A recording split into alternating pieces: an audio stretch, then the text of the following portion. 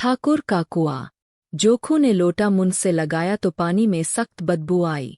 गंगी से बोला, कैसा पानी है, मारे बास के पिया नहीं जाता, गला सूखा जा रहा है और तू सड़ा पानी पिलाए देती है। गंगी प्रतिदिन शाम पानी भर लिया करती थी। कुआं दूर था, बार बार जाना मुश्किल था।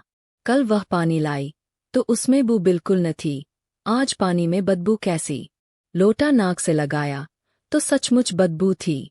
जरूर कोई जानवर कुएं में गिरकर मर गया होगा, मगर दूसरा पानी आवे कहाँ से?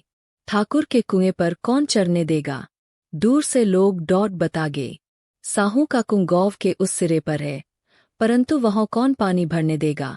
कोई कुआं गौव में नहीं है। जोखू कई दिन से बीमार है। कुछ देर तक तो प्यास रोके चुप पड़ा रहा, फिर बोला, तुम्हारे प्यास के रहा नहीं जाता, ला थोड़ा पानी नाक बंद करके पी लूं। गंगी ने पानी न दिया।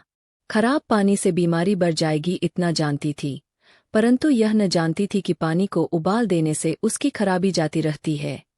बोलिए, पानी कैसे पियोगे? न जाने कौन जानवर मरा है, कुसे मैं दूसरा पानी लाए देती हूँ। जोखू ने आश्चर्य से उसकी ओर देखा, पानी कहाँ से लाएगी? ठाकुर और साहू के दो कुत्ते हैं, क्यों एक लोटा पानी न भरन देंगे? हाथ पांव तुड़वा आएगी और कुछ न होगा। बैठ चुपके से, ब्राह्मण देवता आशीर्वाद देंगे। ठाकुर लाठी मारेंगे, साहू जी एक पांच लेंगे। गराबी का दर्द कौन समझता है? हम तो मर भी जाते हैं तो कोई द्वार पर झोंकने नहीं आता, कंधा देना तो बड़ी बात है। ऐसे लोग कुएं से पानी भरने देंगे? इन शब्दों में कड़वा सत्य था।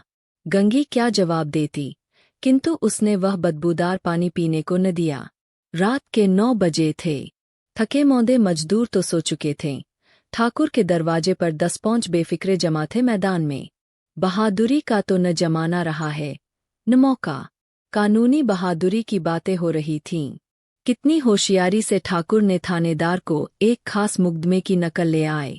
नाजिर और मोहतिमिम सभी कहते थे, नकल नहीं मिल सकती। कोई 50 मांगता, कोई 100। यहाँ बेपैसे कौड़ी नकल उड़ा दी।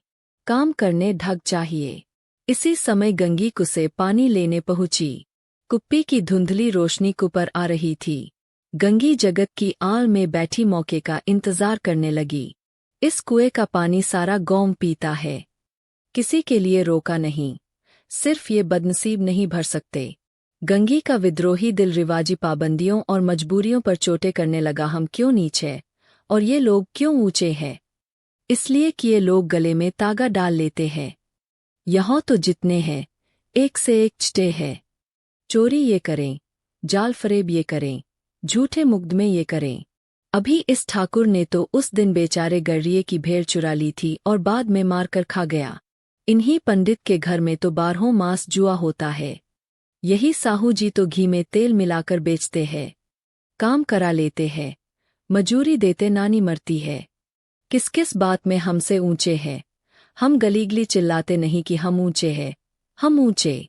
कभी गौव में आ जाती हूँ तो रसभरी आँख से देखने लगते हैं, जैसे सबकी छाती पर सौंप लौटने लगता है।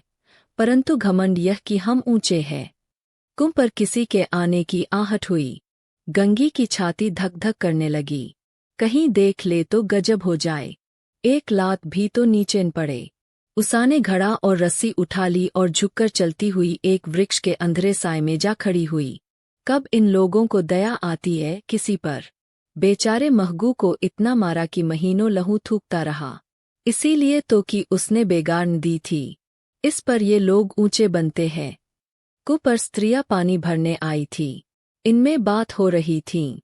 खान खाने चले और हुक्म हुआ कि ताजा पानी भर लाऊं। घड़े के लिए पिसे नहीं है। हम लोगों को आराम से बैठे देखकर जैसे मर्दों को जलन होती है। हाँ, यह तो न हुआ कि कलसियां उठाकर भर लाते। बस हुक्म चला दिया कि ताजा पानी लाओ, जैसे हम लौंडिया ही तो है। लौडिन्यों नहीं तो और क्या हो तुम?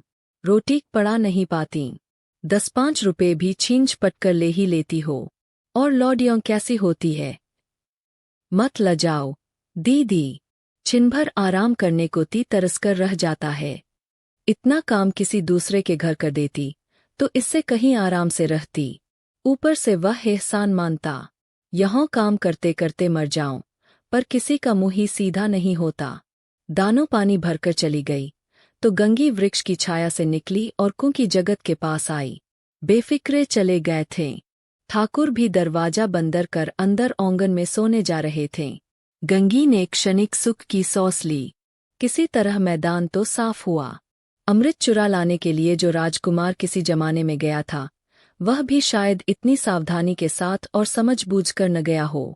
गंगी दबे पौवकों की जगत पर चढ़ी। विजय का ऐसा अनुभव उसे पहले कभी न हुआ।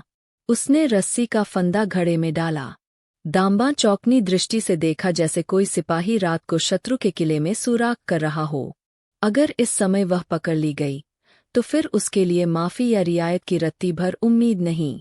अंत में देवताओं को याद करके उसने कलेजा मजबूत किया और घड़ा कुएं डाल दिया। घड़े ने पानी में गोता लगाया, बहुत ही आहिस्ता। जरासी आवाज न हुई। गंगी ने 2-4 हाथ जल्दी जल्दी मारे। घड़ा कुएं के मुंह तक आ पहुंचा। कोई बड़ा शहजोर पहलवान भी इतनी तेजी से न खींच सकता था। गंगी झुकी कि घड़े को पकड़कर जगत पर रखें कि एकाएक ठाकुर साहब का दरवाजा खुल गया। शेर का मुंह इससे अधिक भयानक न होगा। गंगी के हाथ रस्सी छूट गई। रस्सी के साथ घड़ा धड़ाम से पानी में गिरा और कई क्षण तक पानी में हिलकोरे की आवाजें सुनाई देती रहीं। ठाकुर कौन है, कौन है? पुकारते हुए कू की तरफ जा रहे थे और गंगी जगत से कूदकर भागी जा रही थी। घर पहुंचकर देखा कि लोटा मुंह से लगाए वही मैला गंदा पानी रहा है।